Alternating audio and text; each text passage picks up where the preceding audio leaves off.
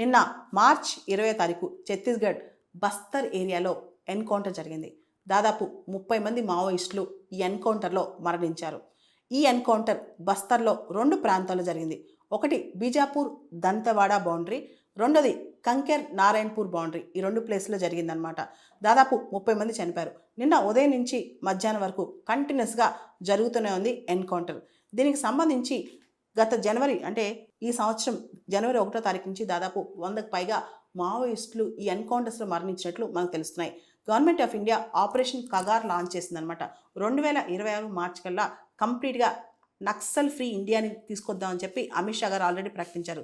దీనికి సంబంధించి ఇండియా ఇప్పుడు మన పోలీస్ అఫీషియల్స్ కానీ మన ఆర్మడ్ ఫోర్సెస్ వాళ్ళు కానీ వాళ్ళు కంప్లీట్గా మోడర్న్ టెక్నాలజీ వాడుతున్నారనమాట. డ్రోన్స్ కానీ కొత్త టెక్నాలజీ, శాటిలైట్ ఇమేజింగ్ ఇవన్నీ వాడి నక్సలైట్ ఏరియాస్ ముఖ్యంగా ఏదైతే అటవీ ప్రాంతాలు ఉన్నాయో బస్తర్ లాంటి ప్రాంతాలు అక్కడ ఎక్కువగా నక్సల్ మూమెంట్స్ మీద కంప్లీట్ కంట్రోల్ పెట్టారనమాట.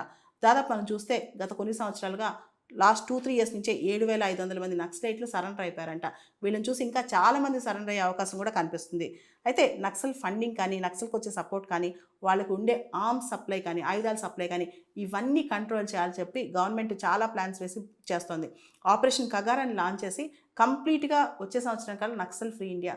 మనకు తెలుసు భారతదేశంలో రెడ్ కారిడార్ అనే కాన్సెప్ట్ రోజుకి ఈ రెడ్ కారిడార్ జిల్లాలు తగ్గుతూ వస్తున్నాయి. రాబోయే కొన్ని మాసాల్లో కూడా నక్సలైట్ల మీద సర్వీలియన్స్ పెరిగి ఇంకా కూంబింగ్ ఆపరేషన్స్ పెరిగే అవకాశం కనిపిస్తోంది.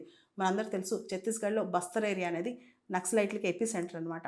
అక్కడి నుంచి వాళ్ళు ఎక్కువ మంది ఆపరేట్ చేస్తారు. అక్కడి నుంచి మనం చూస్తే మన ఖమ్మం కనెక్ట్ కానీ, లేకపోతే వరంగల్ కనెక్ట్ కానీ, అక్కడి నుంచి వెస్ట్ బెంగాల్ కనెక్ట్ కానీ ఇవన్నీ చాలా ఎక్కువ ఉంటాయి. ఇదంతా కూడా రెడ్ కారిడార్కి ఎపి సెంటర్ అని చెప్పవచ్చు. దీన్ని కంప్లీట్గా కంట్రోల్ చేస్తుంది భారత ప్రభుత్వం. నక్సలైట్లకు సంబంధించి వాళ్ళందరినీ సరెండర్ అవ్వమని చెప్పి గవర్నమెంట్ రకరకాల పాలసీస్ తీసుకొస్తుంది. రీసెంట్గా ఛత్తీస్గఢ్ గవర్నమెంట్ కూడా వాళ్ళు సరెండర్ అయ్యేందుకు జనజీవన్ స్రవంతిలో మెయిన్ స్ట్రీమ్లో కలిసేందుకు వాళ్ళకి కొన్ని పాలసీస్ చేస్తుంది అనమాట. వాళ్ళకి ఇన్సెంటివ్స్ కూడా ఇచ్చింది. ఎవరైతే సరెండర్ కారో వాళ్ళపైన కఠిన చర్యలు తీసుకుని, ఎవరైతే ఆయుధాలు నమ్ముతారో, ఎవరైతే వాయిలెన్స్ సృష్టిస్తారో వాళ్ళపైన కఠిన చర్యలు తీసుకోవాలని చెప్పి ఛత్తీస్గఢ్ గవర్నమెంట్ భారత ప్రభుత్వం భావిస్తుందని మనకు అర్థమవుతుంది.